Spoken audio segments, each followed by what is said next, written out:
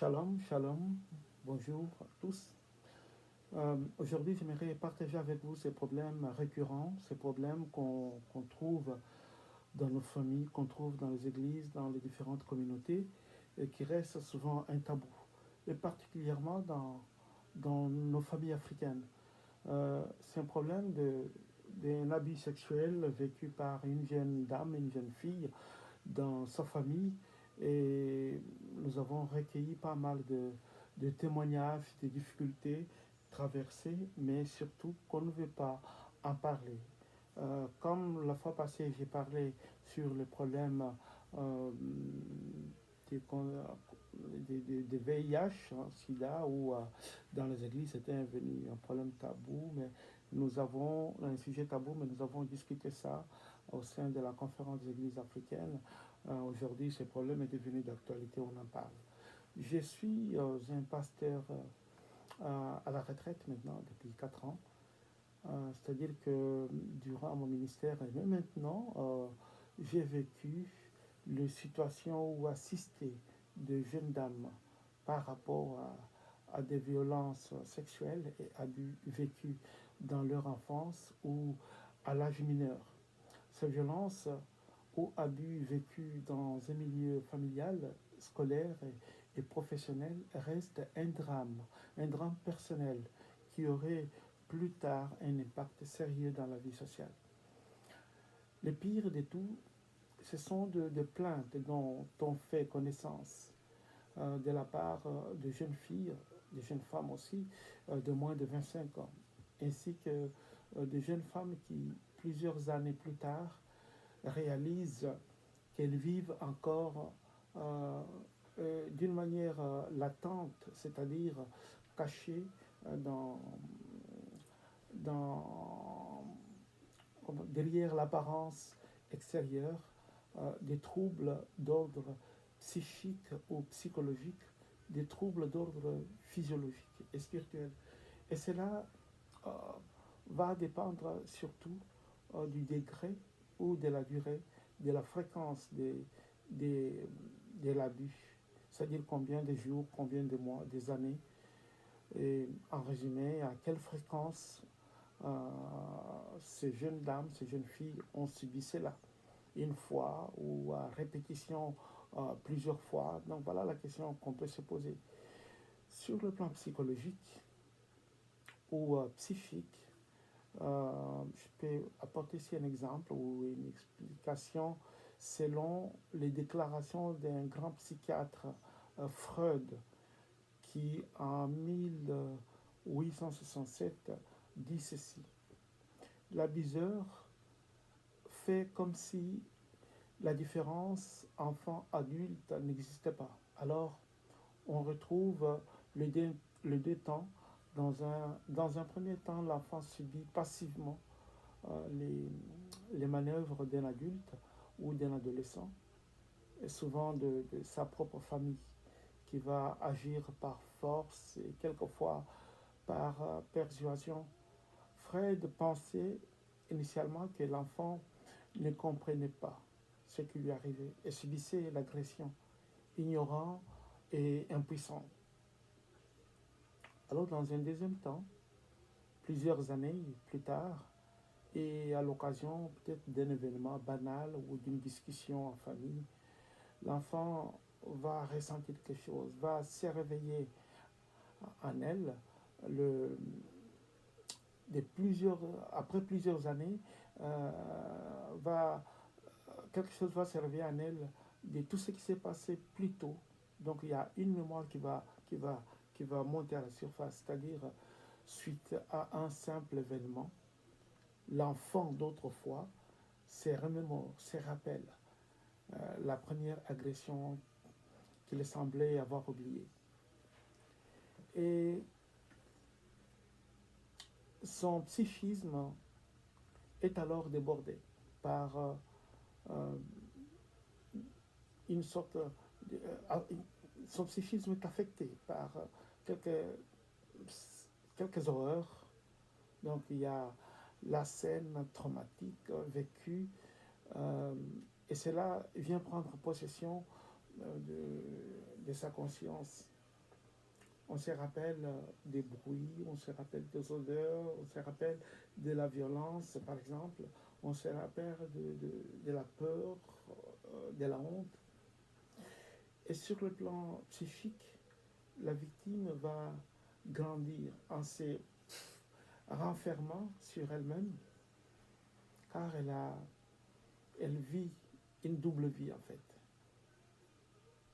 Elle enferme bien dans son cœur la vie qu'elle laisse apparaître et la vie qu'elle cache dans son cœur, dans son intimité.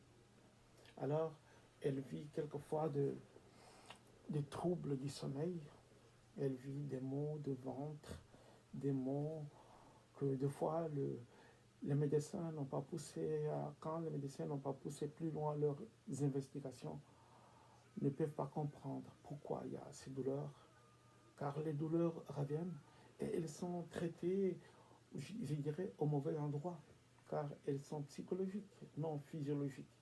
Donc, la victime peut devenir une personne qui vit dans une pudeur excessive ou devient dépressive. Et sur le plan physiologique, pour la plupart des victimes d'un abus sexuel, elles s'éloignent sans raison apparente de leur partenaire masculin, car elles ont souvent des sortes de flashs non identifiés de leur traumatisme dans leur subconscient. Et sur le plan spirituel, elles avancent difficilement dans la vie car elles considèrent qu'elles gardent avec elles un poids, un gros péché caché dans leur vie. Elles se jugent, elles ont une peur permanente qui a à la longue détruit leur vie. Une partie de leur joie s'envole, même si elles ont une famille, c'est-à-dire qu'un mari, des enfants, elles réalisent qu'une partie en elles ne vit pas. Ce trouble sur le plan spirituel va se combiner avec les troubles psychiques et psychologiques pour la victime d'un abus sexuel. Et à ce moment-là, elle se sent quelquefois, et souvent d'ailleurs, exclue de la famille. Elle se sent exclue de la société. Elle se sent qu'elle n'a pas la pleine joie comme tout le monde. À ceci, je peux exposer quelques aspects de ces troubles vécus par la victime de l'abus sexuel. Je peux dire que à ces trois types de troubles, j'ai parlé des psychiques, j'ai parlé des physiologiques et spirituels que la victime traîne dans sa vie. Il y a, comment je peux dire, différents aspects à leur origine. Quand il s'agit d'un trouble d'origine familiale, et on parle souvent de l'inceste, une relation généralement non autorisée, cela peut être avec ses propres frères, ses cousins, vivants ou non, dans un même environnement que la victime. Cela peut être aussi avec l'un des parents, père ou oncle, une personne censée représenter une totalité ou une quelconque autorité familiale. Dans ces cas d'origine familiale, euh, je me positionne dans un cas d'une victime enfant ou d'une manière générale une victime qui est encore mineure. Le cas est lourd car on subit l'événement. Trop jeune, on se sent impuissant d'opposer une quelconque résistance. On ne sent pas, ou bien on n'est pas conscient. Ce qui est aussi d'ailleurs démontré juridiquement. On subit. Soit on a cette difficulté à repousser son frère, son cousin dans la famille, mais sur le moment, on ne se rend pas compte de la gravité de ce qui est en train de se passer. Ou on est tout simplement en face d'une autorité familiale, un père, un oncle. Et ce qui est pire dans les cadres familiales, et qui concerne aussi cet autre cadre, celui provenant d'un cercle extérieur des amis ou non de la famille, des collègues sur le plan professionnel, c'est que pour le plus jeune, une victime peut même aller jusqu'à penser sur le moment que c'est normal. Elle se dit à quoi ça sert? À quoi ça sert ici d'opposer une résistance? Mais j'aimerais juste dire que c'est une conclusion de la timidité infantile. L'inconscience, ou une timidité aussi de l'inconscience et de la peur d'une éventuelle violence qu'on risque d'encaisser. Alors, rares sont de jeunes qui s'élèvent, qui se révoltent et vont de suite tout raconter à la grand-mère ou à la maman. Tout dépend de la bonne vigilance, du bon dialogue au quotidien particulièrement existant entre mère et fille. Dans la vie intérieure, euh, vie intérieure de la victime, un nœud va se former. Et ce nœud, la fille va grandir avec ses poids et cette souffrance dans le silence. Au fil du temps, en écoutant certaines histoires semblables à la sienne et en se comparant aux autres, elle se rend compte qu'elle a un problème non résolu. Alors là, il y a l'autodestruction psychologique qui commence, car la victime va se faire un jugement. Elle regarde son bourreau qui semble vivre normalement sa vie comme si il n'a jamais fait quelque chose de mal, de grave, et semble avoir une conscience tranquille. Alors, dans ces questionnements de la victime, ce questionnement qui sort de son fort intérieur, dans ce questionnement, il y a deux types d'effets secondaires. L'abus cause un traumatisme qui fait qu'on a quelquefois la difficulté de rester fidèle à un homme ou vivre longtemps avec un homme si, pas par des énormes sacrifices internes, car subconsciemment, on pense que tous les hommes sont pareils. Cependant, on fait un effort de rester poli, mais intérieurement, il y a moins de respect vis-à-vis de l'homme. Alors, deuxièmement, la victime se bloque. Se bloque dès qu'elle se lie dans une relation où il tient à un homme. Rapidement, elle va découvrir en lui un défaut. Par exemple, qu'il a moins d'affection par rapport à moi, qu'il a moins d'attention, ou qu'il est tout simplement profiteur. Ou tout autre défaut qui ne peut être que le fruit de son traumatisme intérieur et qui devient une occasion, une cause de la séparation d'avec un homme qu'elle a pourtant aimé. Il y a ici juste une crise de confiance qui s'est installée. Tout ça, puisque son blocage psychologique, enfoui en elle, fait surface dans l'inconscience et met une frontière dans sa vie amoureuse. De l'extérieur, on dira que cette femme ne tient pas avec un homme. Mais tous ignorent que c'est un fruit du traumatisme vécu. Plus le temps passe, plus le courage de dénoncer le traumatisme vécu suite à un abus sexuel s'éloigne. Et plus sa vie devient intérieurement déséquilibrée. Ce qui a pour conséquence engendrer certaines maladies et douleurs dans le corps que même les médecins auront toujours du mal à poser un juste diagnostic. Que faire alors? Et surtout dans le cas où on est véritablement chrétienne. Une chose est certaine, Quand on est chrétienne et que sa foi n'est pas solide et profonde, on vivra une vie déséquilibrée spirituellement et très grave. On peut passer son temps à voyager d'une église à l'autre pour chercher une paix interne, mais dans chaque église, on trouvera toujours un vice caché qui fera fuir pour aller chercher une autre église meilleure. En effet, la vie d'une victime d'un abus sexuel infantile sera remplie de préjugés, même vis-à-vis de certains hommes de Dieu, vis-à-vis d'elle-même. Sans une foi solide, on cherchera des super délivreurs avec des grandes délivrances.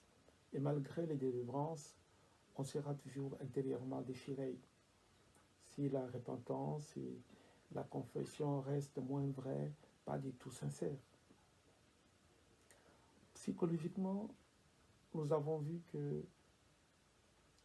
la victime aura souvent des difficultés à vivre en permanence avec un homme dans une même pièce, car subconsciemment, elle a des flashs, des images du traumatisme causé par l'abus qui reviennent dans la tête. Et en ce qui concerne les gens ou les bourreaux de l'extérieur, c'est-à-dire que les amis ou proches de la famille, voisins, des voisins qui sont auteurs d'un abus sexuel, pour eux, la victime se bloque, car elle a peur qu'on lui fasse comprendre que sa dénonciation est tardive, alors même qu'il n'y a pas de temps limite ni de honte pour dénoncer un préjudice grave, quel que soit le nombre d'années passées depuis l'abus subi. Dans le monde, on voit les dossiers de pédophiles remonter après plusieurs décennies, car le traumatisme renvoie à ces flashs dans un temps infini. Souvent, la victime se juge et pense qu'elle va être jugée aussi. Je pense qu'on comprendrait cet auto-jugement pour une victime à l'âge adulte, bien sûr, qui a eu immédiatement la présence d'esprit et réalisé qu'elle a été violentée de force, mais cela est différent. Cela est différent avec le cas d'un enfant, d'un jeune.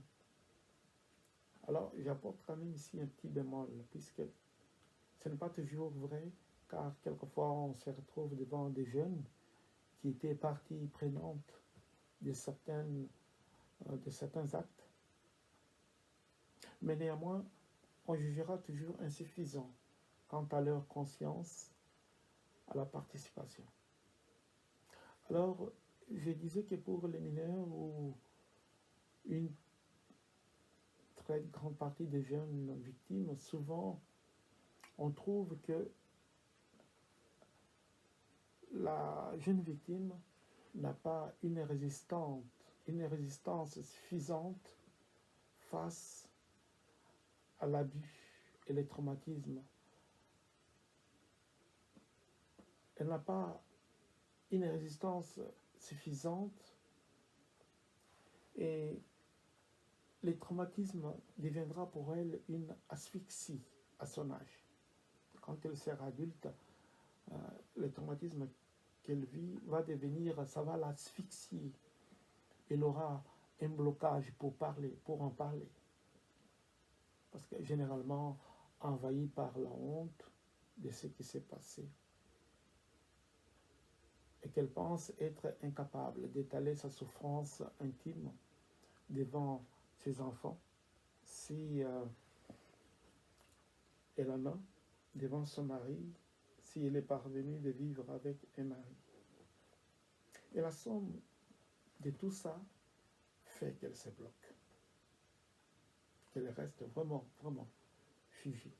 Alors je vais donner ici quelques éventuelles procédures ou pistes des solutions. Comment être délivré de cette lourdeur qui empoisonne la vie de la victime? le premier dégagement que je verrais possible est qu'il faut en parler. Mais en parler comment et dans quelles circonstances? Voilà la question qu'on peut se poser. La Bible nous exhorte de ne pas continuer à prier tant qu'il y a un péché, un problème qui pèse sur mon cœur, un problème qui n'est pas résolu. Ceci concerne la victime et aussi l'abuseur, surtout si il se reconnaît chrétien, car lui aussi, dès que tout revient à la surface, il n'aura plus une conscience tranquille. Et dans la crainte de la Bible, nous pouvons craindre aussi pour l'abuseur une pluie de malédictions, en tout cas Exode en parle, une pluie de malédictions, non seulement sur lui, mais aussi sur les enfants ou sur les générations futures. Un extrait biblique nous parle de l'inceste ou d'un abus sexuel dans le foyer du roi David, entre Tamar et son demi-frère. Je vous recommande de lire 2 Samuel, chapitre 13, versets 1 à 22. Mais en bref, je dirais ceci. L'histoire de Tamar est une histoire explicite de violences sexuelles orchestrées dans le foyer de David. La responsabilité en incombe à un demi-frère appelé Amnon, qui est plein de convoitise envers sa demi-sœur Tamar. Il admet sa passion pour Tamar et on lui conseille d'inventer toute une histoire qui lui facilitera l'accès à Tamar. Et les violences sexuelles qui s'ensuivent ont eu des conséquences graves sur Tamar. Elle déchire sa robe et se couvre de cendres. C'est un symbole d'affliction à la suite de ce viol, de ces déshonneurs. Et puis la Bible parle aussi de la mort d'Amon qui est l'abuseur. Alors pour revenir à notre thème de ce jour, si l'abuseur est en vie, il faut le chercher et lui rappeler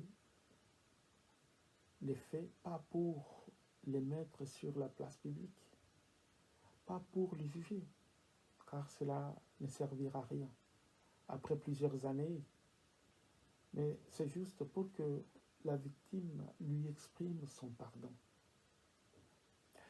Cela semble bizarre, incroyable, que la personne qui est victime exprime le pardon. Ça, c'est aussi un chemin chrétien, le chemin de pardonner. Il est probable que l'abuseur rejette tout, qu'il nie tout. C'est peut-être normal pour lui, car il réalise les conséquences qu'à l'époque, il ne voyait pas. Il a peut-être déjà une famille, ce qui fait honte pour lui, mais le fait de lui parler ouvertement libérera la victime. Cela se passe chrétiennement juste entre la victime et le bourreau. J'insiste ici qu'il s'agit d'une victime mineure au moment des faits, car avec une victime majeure, elle cherchera peut-être probablement la réparation. Cela n'est pas un cas que je traite ici. Le bourreau qui fait semblant de ne plus rien se rappeler va vivre aussi mal des traumatismes qu'il a causés peut-être par ignorance ou avec une totale conscience. Il va aussi en ce moment vivre mal intérieurement, spirituellement et psychologiquement. La Bible dit d'ailleurs dans Jacques 5, je pense Jacques chapitre 15, verset 15, chapitre 5, verset 15 à 16. Donc, au verset 15, il dit « La prière de la foi sauvera le malade et le Seigneur le relèvera. Et s'il a commis des péchés, il lui sera pardonné. » Au verset 16, il nous dit « Confessez donc vos péchés les uns aux autres et priez les uns pour les autres afin que vous soyez guéris. La prière fervente du juste a une grande efficacité. A une grande efficacité. Ça, c'est très important. On lira dans 1 Jean, chapitre 1, verset 9. Si nous confessons nos péchés, il est fidèle et juste pour nous les pardonner et pour nous purifier de toute iniquité. Si on reconnaît son acte et qu'on le nie, on le vivra mal, car si on est chrétien, à chaque fois qu'on se mettra à prier, chaque fois qu'on se mettra à genoux pour prier, pour n'importe quelle situation de sa vie, le tableau de son avis se dressera dans sa conscience et il ne disparaîtra que quand, à son tour, on demandera pardon de quelque chose qui est arrivé sans qu'on mesure peut-être la portée des conséquences. J'insiste que le pardon de la victime commence j'insiste que le pardon de la victime comme celui du bourreau dans le temps, quand la victime était encore jeune ou enfant, doit être sincère et ne doit pas être un cri de victoire pour la victime, ni une trophée, mais une véritable contrition, une véritable repentance pour la victime qui pardonne et pour le bourreau qui regrette sincèrement. Je souligne que cet acte restera seulement entre la victime restaurée, car tout était à l'intérieur, et le bourreau pardonné. Différemment de ce qu'on voit dans le monde. Dans le monde, on met tout sur la surface publique afin d'exiger une réparation matérielle. Mais cette réparation ne sera jamais une véritable solution définitive.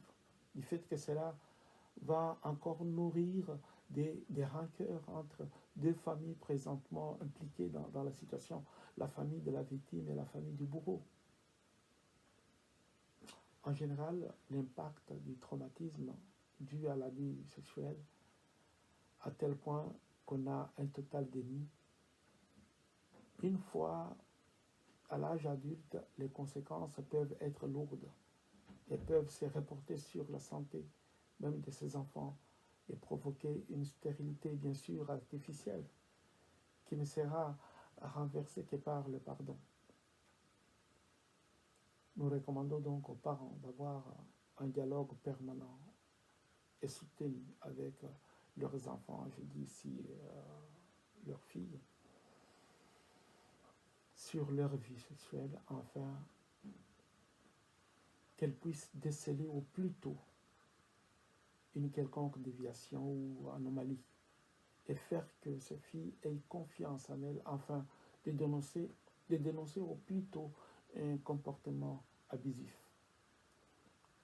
Donc nous devons faire très attention, c'est un problème sérieux qui détruit des familles.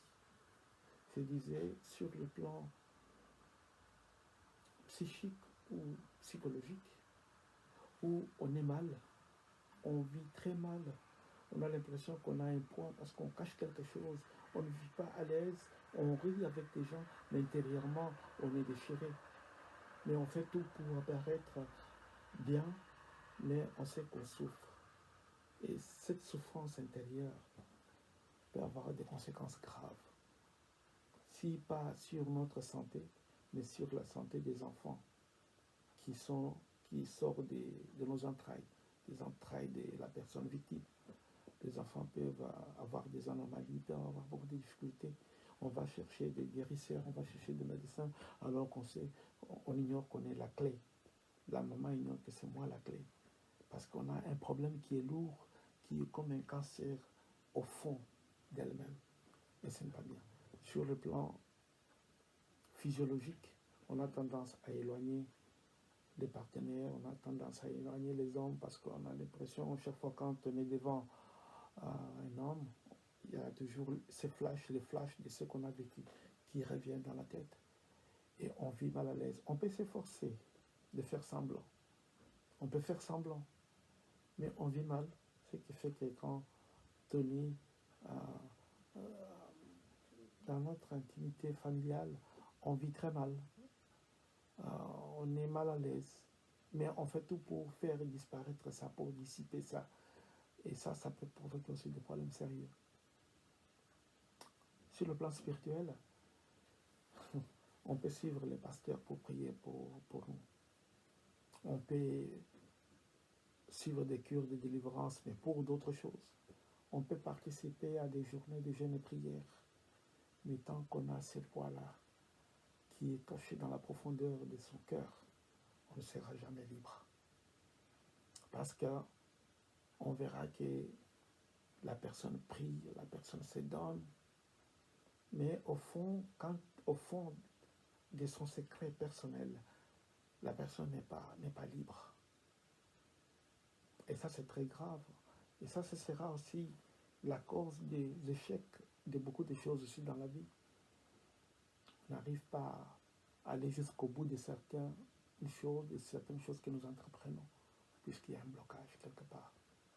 Sur le plan spirituel, ça ne va pas. Mais nous devons nous tenir par la main, comme dit l'apôtre Paul dit dans 1 Corinthiens 12, au verset 26, il nous donne cet enseignement pour nous dire que si un membre de notre famille souffre, c'est toute la famille qui souffre. Voilà ce que j'ai pensé partager avec vous aujourd'hui. Tirer bien des leçons de cela. Je pense que prenez cet échange, ces partages pour partager aussi avec les autres, pour aussi donner des conseils aux autres. Soyez aussi un bon conseiller pour les autres, parce qu'il y a beaucoup de prisonniers ambulants, beaucoup de femmes, beaucoup d'hommes qui vivent mal leur vie, des victimes qui sont déchirées, les cœurs déchirés, des bourreaux qui, malgré ce qu'ils ont fait, mais regrettent, mais ne savent pas comment revenir en arrière. Ils en souffrent et ça fait des blocages dans la vie de plusieurs personnes. Alors partagez cette vidéo, cet échange, et puis profitez pour donner aussi des conseils aux autres. Voilà ce que j'ai pensé partager avec vous à ce jour. Que le Seigneur vous bénisse.